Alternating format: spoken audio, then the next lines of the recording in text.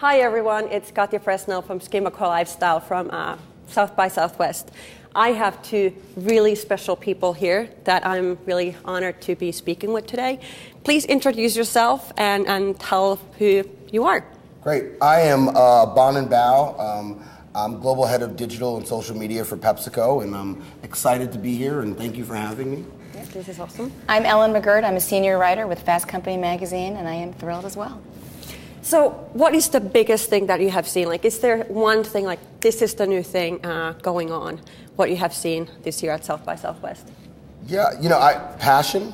I don't know. I think that this event continues to be an event where the passions of entrepreneurs truly show through, and so that's a lot of the reason why we're here. And we really believe that this is like the Davos of digital, and it's the place where every thinker in digital converges every single year to set the trends and display the technologies that are going to change the way our consumers engage for the next 6 to 18 months. And so that's really the reason why PepsiCo is here. And one of the things we're trying to do this year is how do we take those insights and discussions that are transforming the world even beyond just the boundaries of the city limits here in Austin. And so for the first time ever, we've worked with South by, so the first time you'll be able to see them outside online live streaming. So we work with South by Interactive to make sure that we can stream the keynotes live, the panels live, discussions live, and so I'm really excited about that because I'm excited to see and continue to see all the conversation that people are having in and around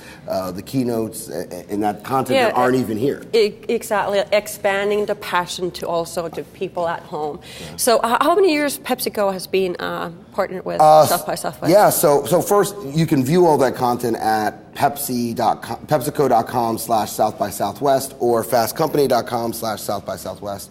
And this is our third year here.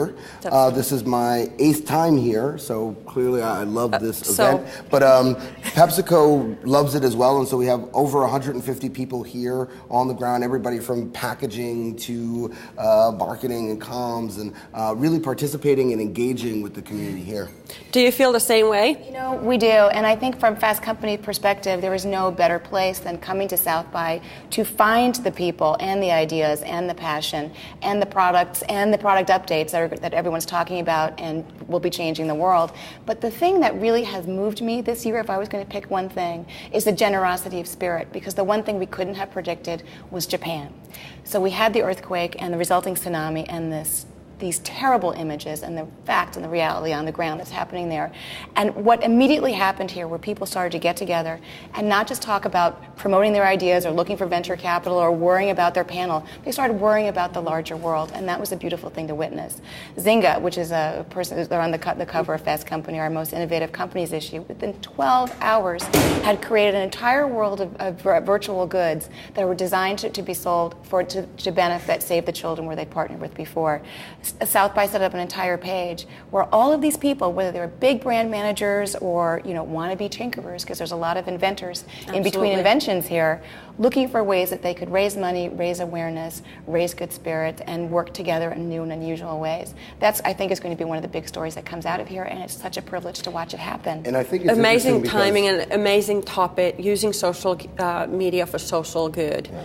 And you have done a lot with PepsiCo, tremendously. And we're excited to be a part of what's happening on the ground here. We have a huge footprint here at South by Southwest, and we're offering up all of our spaces for meetups, for fundraisers, all of our resources to help. And what's been great is that it's really been, we feel so a part of this community, and it's really been great to see the whole community come together. And what's also interesting is watch the discussions, not just the generosity, but also the discussions around how important it is that this medium is here at this point in time in our evolution, because it allows us to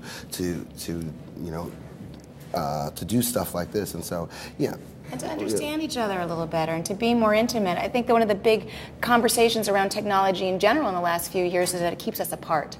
That we're playing games, that we're alone in our basements and we're not actually engaging with other people. And that's turning out to be not true more and more and more every day. Because we see that even within a game, people are able to make a difference in the world and connect with people who are far away. People using these very same technologies, like some of the group texting technologies, like GroupMe, which everyone's talking about here, they're actually collaborating over distance to create all kinds of projects, large and small. So it's an astonishing way that technology is proving, and people like Bonin are proving it every day with their work with nonprofits in particular, that technology can be used to bring people together on the ground in communities in ways that we can measure and celebrate. And we're constantly trying to identify those type of technologies. So one of the platforms that we're on that we have here is the Pepsico 10 program, where it was an open call for innovative technologies. I love that program, absolutely. Yeah. One of probably the best examples that you can have online in this space right now. Wow. Nice job. I'll take that. No. No, but absolutely, it's unbelievable, the crowdsource, and it comes that social media for social good, including that passion that we are really able to, people are able to show what they are passionate about and what your community is passionate about. And they're able to bring their community together to actually bring about social change. And I think that, at the end of the day, that's what it's about, right? It's about communities and action. And I think as brands, we're able to enable that, but I think the only way to really build connection is to understand and help enable people's passions. So my question is, this is still, we have been using it for social good globally, but with your campaign or program is still more on the national level, how we can put that same concept and do global good? Yeah, well, so obviously, Refresh did launch globally. You globally. did. It is a global sorry about that. platform. Okay. But I think that what you're talking about is really interesting, because I think that it is now, there's an opportunity to have global conversations. And that's kind of what I like. How can we bring the communities together from different countries, different nations? Yeah, and then, for example, I was just talking to somebody because I'm from Finland, and his family was from Finland. He's like, well, I don't really speak the language, but now with Facebook, I have a lot of cousins that are connecting, but they kind of speak English, but I wish Facebook had the translator.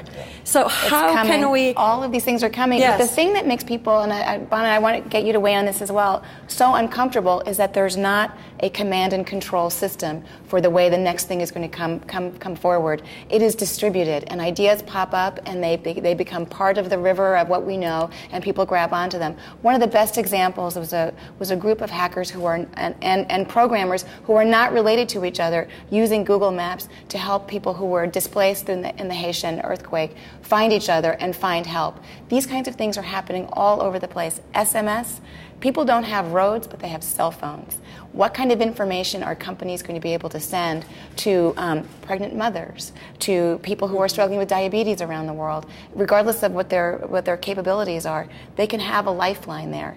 And these tools, maps, cell phones, code, Twitter, Facebook, all of these things are platforms that creative people will be able to play with, and they will find each other. Now, we can't predict it. What we can't necessarily what's going to happen. What we can do is be vigilant. So I can report on it. Absolutely. And Bonin, who hasn't slept since 2006, in his tireless quest to find them, can find ways to figure out who is doing what and enable them to do it in a more profound way. That's why I think the key is we have a unique opportunity as organizations to support and enable the growth of emerging technologies that will be used for all types of different reasons. So one of the things that we do is the Pepsico 10 program, and now we just announced it in Europe as well, is how do we continue to support and identify the emerging startups that are driving tech forward? Absolutely. I think we could go on probably a couple of hours, or maybe the next 6 years, how we can change the world. But we're going to wrap up here. Thank you so much, and